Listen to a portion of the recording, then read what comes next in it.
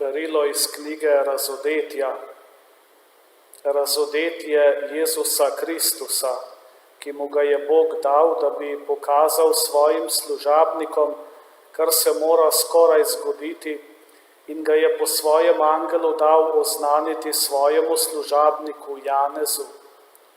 On je pričeval o Božji besedi in o pričevanju Jezusa Kristusa, kar je videl. Blagor mu, kdor bere, in kateri poslušajo besede prerokbe, ter spolnjujejo, kar je v njej pisano, zakaj čas je blizu.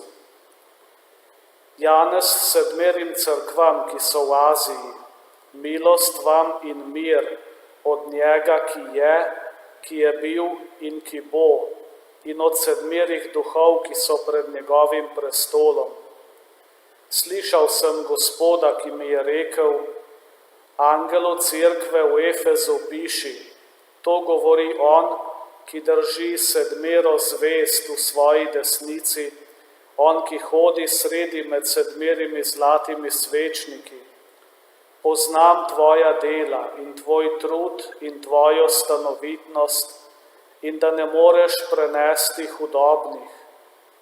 Preskusil si tiste, ki se imenujejo apostoli, pa niso, ter si našel, da so lažniki.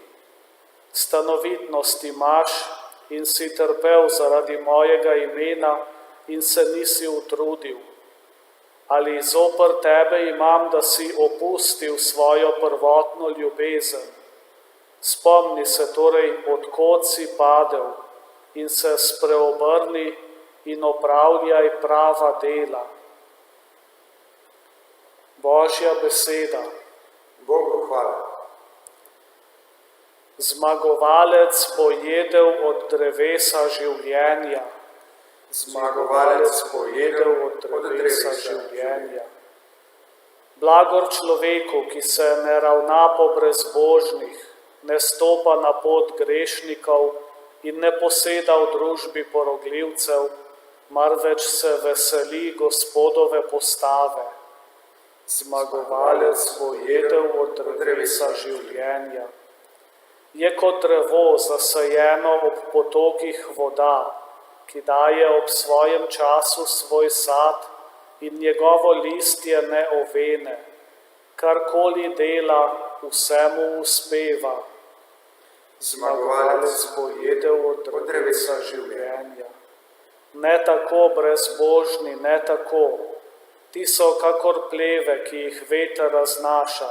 Gospod pozna pot pravičnih, pot brezbožnih pa vodi v pogubo. Zmagovalec bo jedel od drevesa življenja. Aleluja, aleluja, aleluja. Gospod, tvoje besede so duh in življenje. Ti imaš besede večnega življenja. Aleluja, aleluja, aleluja. Gospod z vami In s tvojim duhom. iz svetega evangelija po Luku. Slava tebi, Gospod. Ko se je Jezus bližal Jerih, je slep človek sedel kraj pota in prosil uboge. Ko je slišal množico, ki je šla mimo, je vpraševal, kaj bi to bilo. Povedali so mu, mimo gre Jezus iz Nazareta. In zavpil je, Jezus, Davidov sin, usmili se me. Spredaj gredoči so ga svarili, naj utihne.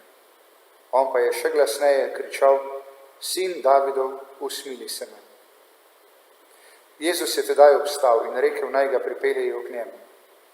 Ko se je približal, ga je vprašal, kaj hočeš, da ti storim? On pa je rekel, Gospod, da spregledam. In Jezus mu je rekel, spregledaj, tvoja vera te je ozdravila. V hipu je spregledal, šel za njim in slavil Boga. In vse ljudstvo je dalo Bogu hvalo, ko je to videlo.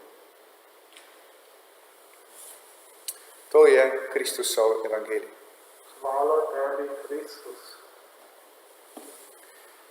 Ena misel v današnji Božji besedi, zgodba o slepcu pred Jeriho, ki prosi Jezusa, da bi spregledal, je zgodba o nas vseh. Tudi mi moramo biti ozdravljeni, tudi nam mora biti vrnjen vid, da bomo lahko stvari videli takšne, kot so v resnici, in ne takšne, kot se nam zdijo na osnovi naših izkušenj, na osnovi tega, kar so nam povedali drugi. Da bi jih lahko videli takšne, kot so v resnici, kot jih vidi Bog. Zato je potrebno, da nam Jezus odpre oči, zato je potrebno, da nam Božja milost na nek način umije in očisti vid. To se zgodi po svoje že pri krstu. Takrat smo povabljeni, da vstopamo v to Božjo logiko, v to Božje gledanje. Potrebujemo pa ozdravljenje vsi.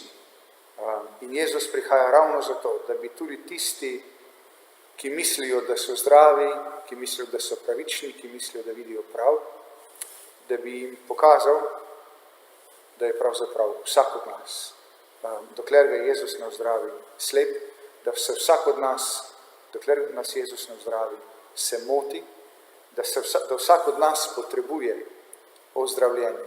Ne samo tisti, za katere mi vsi vemo, da so slepi, ali pa se nam tako zdi, ampak vsak od nas potrebuje ozdravljenje, potrebuje ta Božji dotik. Na ta način je mogoče razumeti tudi prvo darilo iz knjige Razodetja. Danes smo slišali, kako Janez po Božjem nareku piše angelu v cerkvi v Efezu in ga opominja: zoper tebe imam, da si opustil svojo prvotno ljubezen. Ne to, da se ne trudimo, ne to, da ne razločujemo, ne to, da ne živimo po svojih najboljših močeh, ampak vedno znova je nevarnost, da bi opuščali svojo prvotno ljubezen. In je prav, da se vedno znova spominjamo tega, od kje smo prišli, kje nas je srečala Božja milost, kje smo prvič izkusili to, da nam je Bog blizu, da nas Bog ljubi, da Bog dela v naš prid in za naše dobro. Da bi se tega vedno znova spominjali in da bi na tem gradili, da bi se k temu vedno znova vračali. Takrat bomo, kot smo brali v psalmu, v resnici podobni drevesu, zasajenemu v potokih voda, ki daje v svojem času svoj sad in njegovo listje ne uvene, in karkoli dela, vsemu uspeva. Ne zato, ker je samo od sebe močno in vitalno in življenje polno, ampak zato, ker je zasajeno v potokih voda Božje milosti. Da bi tudi mi, kot rečeno, vedno znova odpirali oči za to Božjo resnico, se pustili dotikati Božje ljubezni, se ob tem spreobračali in gledali na svet, na bližnje in nase, tako kot nas vidi Bog.